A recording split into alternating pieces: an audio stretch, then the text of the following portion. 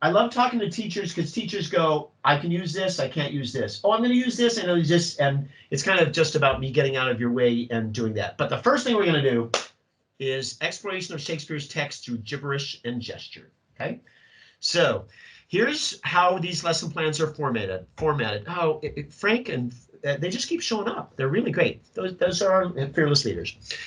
So objectives. Students will utilize gibberish and physical gesture to explore vocal and physical choices for performance of a Shakespeare scene.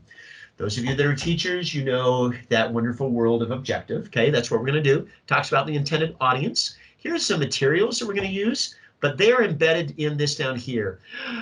And here's what we're going to do.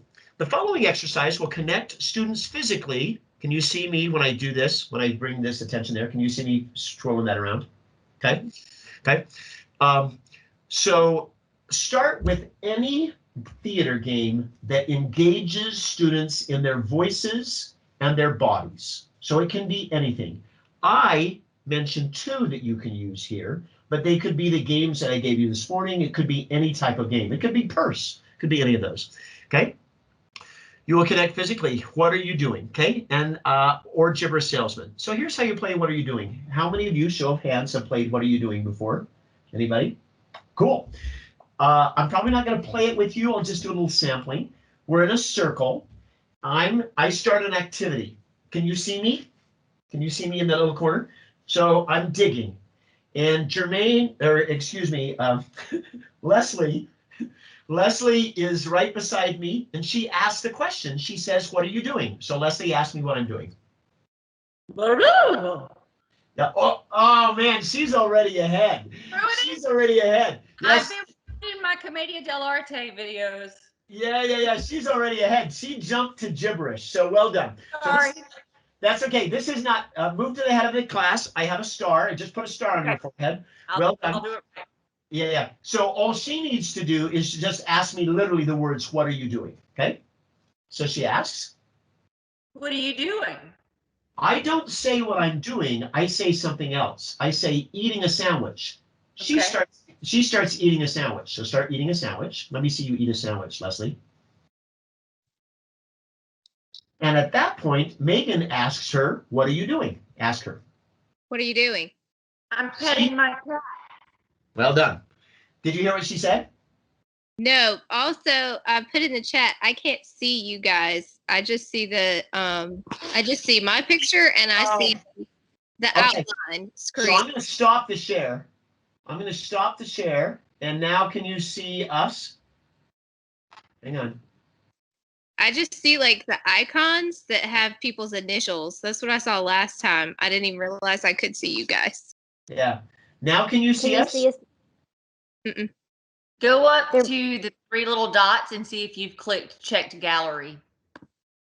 I see pin and then more actions. What is it? There may be a ... at the top of your screen. I do not see a dot. Do you see the word? Do you see the word gallery? Mm-mm. Click on more actions. Yeah, I clicked on more actions, but I don't see anything about gallery or. Well, shucks. I was trying to figure it out earlier, and I just thought nobody else could see each other either. Wow. Well, we can see you, Megan. Sorry. So, Yeah, we can see you. yeah, no picking on your nose or anything. I haven't been doing anything too crazy then. Sarah, can you see us? And Carmen, you can see us. Yes. Mm-hmm. And we can see Megan, but she can't see us. She can't. I can see the person who's speaking, or if you do a screen share, I can see that, but I can't see the rest. So I'm sorry, this messes up the game. No, that's there okay. may be an option. There may be an option also with like an arrow over, where it has on the left or the right at the bottom of your screen. Possibly. No participants, but it just brings up like the icons. So yes. Yeah. So I have a question, Megan. So from the beginning, from our very first hour, you've just been sitting there in silence, just hearing our voices? Well, I can see you because you're talking, but unless someone's talking, I can't see anybody else. Interesting. Okay. Those are rules we can play with, though. This is one of the things I love about this time we're living in, because I go, oh, a problem. How can I solve this? So it just means that we have to speak you can see us, but only when we're making noise, right? Yes, but for a second there, it didn't switch to Leslie. I heard this. There's like a little bit of a lag. Oh, wow. Wow. So Yeah, if you do it long enough, maybe eventually I'll be able to see you.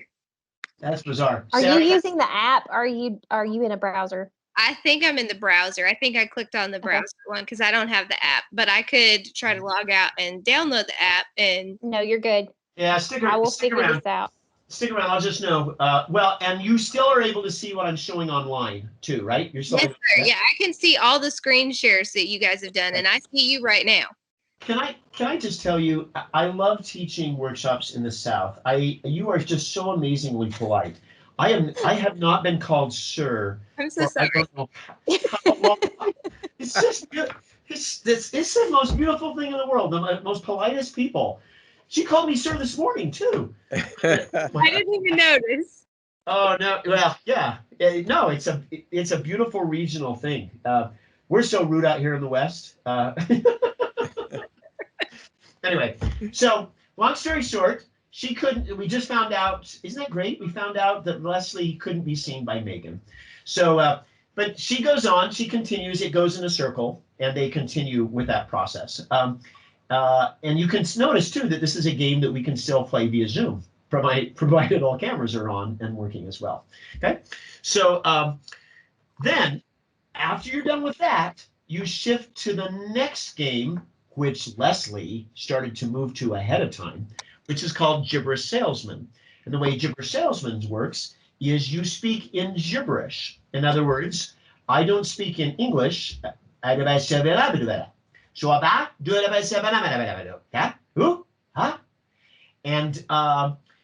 the game works like this. I will go up and I'll knock on a door, and somebody opens the door.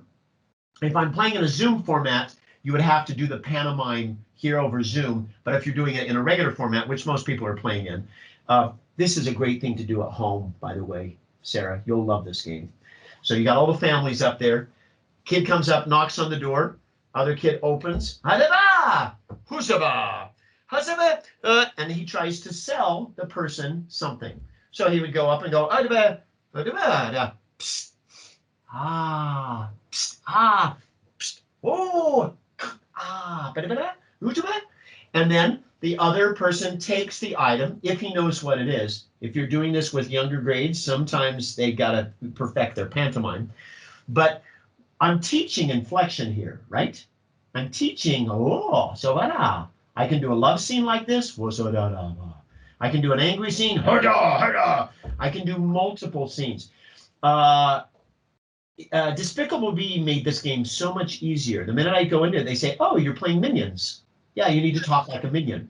Actually, politically appropriate, respecting everybody within the room, because I've seen people do French, German, Asian languages. The minute we turn it into minions, it takes away what might be a politically inappropriate world that we tend to gesture into, that we didn't used to worry about.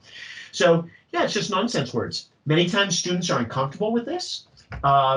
So I say, can you just make an oral sound? Can you make consonant sound? And you saw my exercise with LOVE and HATE this morning, right? Okay. We all make, sometimes when kids are uncomfortable, I'll have them turn their microphones off and I'll say, everybody make vowel sounds. But everybody right now, just make vowel sounds simultaneously. Ready? And 1, 2, 3, go. Oh, Wow. Wow. Beautiful, beautiful, beautiful, beautiful. Everyone make consonant sounds. Here we go. Good.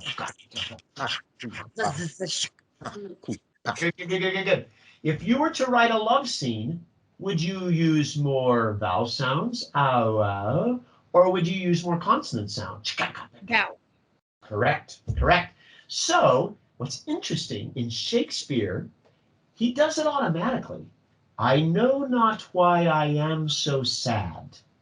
I know not why I am so sad. There are not even a lot of consonants in there. If I said hit the consonants, I know not why. You can't do it. It automatically, Shakespeare's verse automatically does.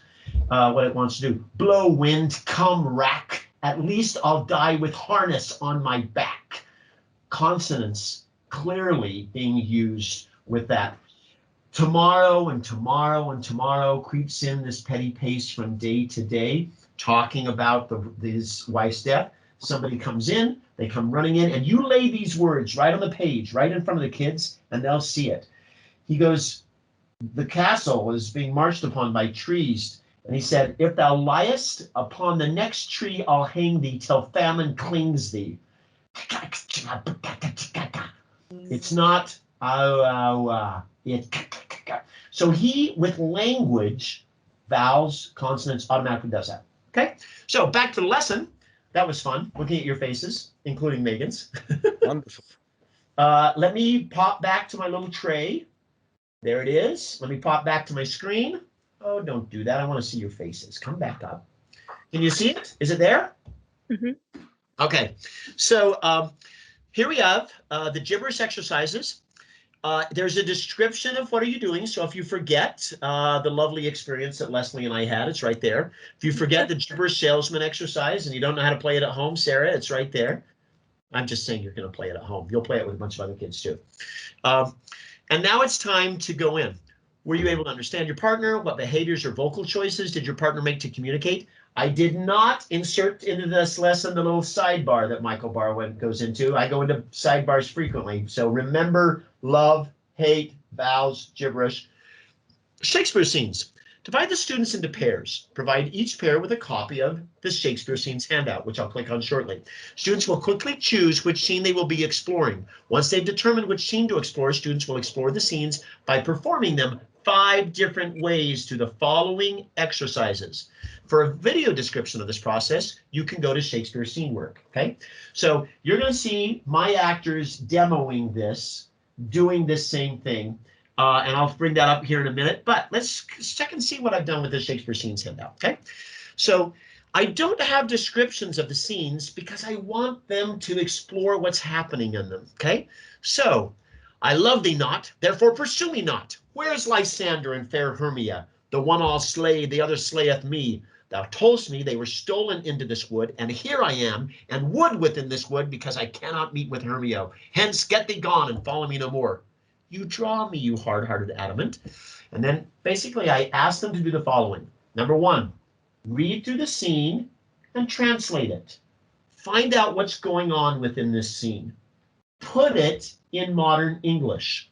I love thee not, therefore pursue me not. I don't love you, quit following me.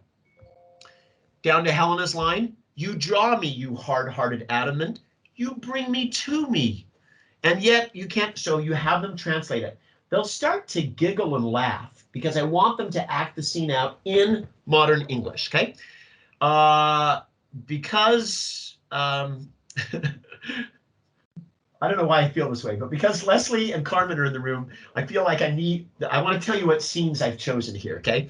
So you could do this whole exercise and not even have them go to the other stuff. So Megan and Sarah, I wouldn't even leave Midsummer Night's Dream. I would just have the whole class do that one, okay? But other scenes I have are Romeo and Juliet, Much Ado About Nothing, which everybody grabs because it's the shortest, but quite frankly, it's the hardest because there's less visual metaphoric clues in it. I have Measure for Measure, where Isabel comes in and says, tonight's the night I'm going to have to do what I abhorred to do. And Claudio, her brother, says, and right now I'm making the assumption that not everybody knows what this scene is about. This scene is about a sister who is going to save her brother's life if she has sex with the guy who's in charge. And she says, I'm so glad, Claudio, that you're going to go to your death and you know that virtue is more important to me. Hi, Jason! Welcome back! Welcome back. So good to see you, man. Oh, I hope your mic works because I love hearing you. Welcome. I'll get you caught up shortly. And in this scene, Claudio says, you know what? It's not really bad to have sex with this guy. You know, why don't you do it? And she goes, what? No, it's better to die.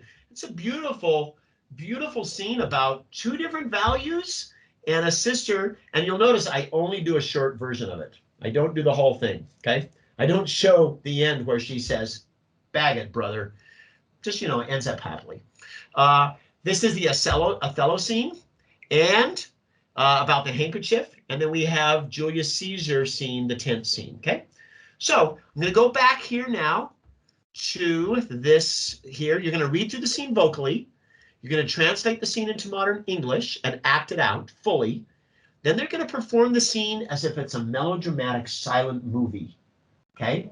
So, I love thee not, therefore pursue me not. I don't love you, quit chasing after me. So they're basically, I'm tricking them to add physical gesture to what's going on. Okay? Then I have them do the scene in gibberish, which we just did. And Jason, because you're the rock star that you are, you know what gibberish is, right? Yeah. And then we incorporate the scene, incorporating the discoveries of physical gesture and vocal variation that we have on there.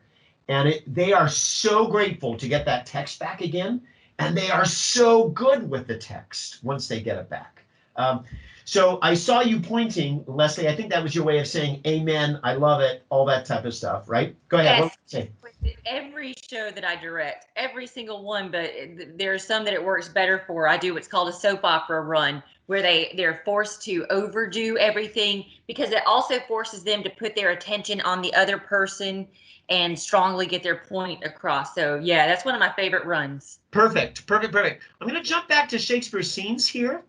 I just realized I was performing while you were speaking, and poor Megan didn't see me, and that I was just acting while I was adding physical gesture. It frees them up physically so that they can do that. But sometimes we have students that even a little bit of Shakespeare is really hard for them. In other words, you got your gifted and talented kids at the one end of the class, and they're done with the first exercise. They're done and ready to move on. So what do you do there?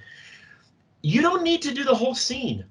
The cool thing about Shakespeare is, I love thee not, therefore pursue me not. That's the whole intention of this whole speech. So you can just say, take the first line of each speech. I love thee not, therefore pursue me not. You draw me, you hard-hearted adamant. Do I entice you? Do I speak you fair? And even for that, do I love you the more? Does the scene still work? Yes, it does. So, we already... The rest of Helena's speech there, where she talks about being used as a dog. Yeah. Well, yeah. You can keep that in. You can keep that. And here's my other thing. You already know, because Carmen outed me and told me that I love leaving as much of Shakespeare in as I can. But I also know I just got to get the kids in the door. Just get them in the door. And once I get them in the door, then they're going to go, oh, this Pandora's box is amazing. So why choke them on everything? And then they're ready for the next part, and I give them more. Another exercise that I'll give you, I don't have this described in any of my materials, so sorry about that. You'll just have to remember that, is take this, I love thee not, therefore pursue me not, and they have to put it into one word. One word.